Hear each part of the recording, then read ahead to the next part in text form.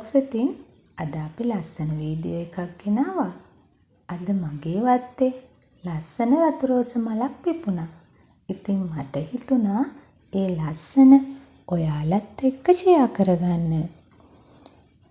රෝස මල් පිපෙන්න සාමාන්‍යයෙන් දින කිහිපයක් ගන්නවා. රෝස මල් වලට හිරු එළියත් වතුරත් හරිම වැදගත්.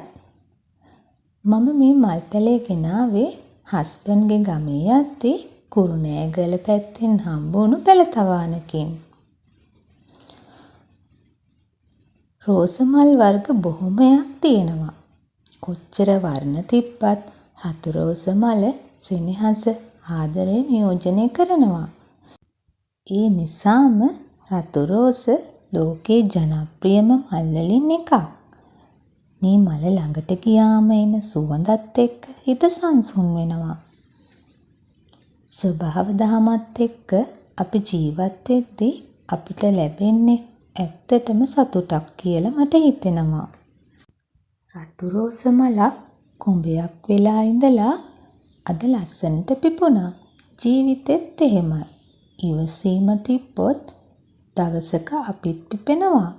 මේ මල වගේ ලස්සන දවසක් ඔයාලටත් ලැබෙන්න කියලා මම ප්‍රාර්ථනා කරනවා.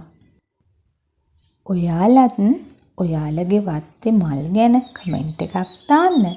මේ වගේ වීඩියෝස් බලන්න කැමති නම් ලයික් කරන්න, සබ්ස්ක්‍රයිබ් කරන්නත් අමතක කරන්න එපා. තවත් ලස්සන වීඩියෝ එකක් අරන් එනකම් සතුටින් පරිස්සමින් ඉන්න.